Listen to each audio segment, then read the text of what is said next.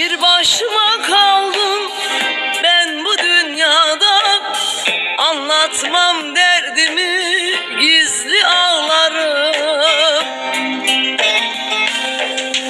Bir yanımda oğlum, bir yanda kızım, yaşanmamış ağlarıma yanarım.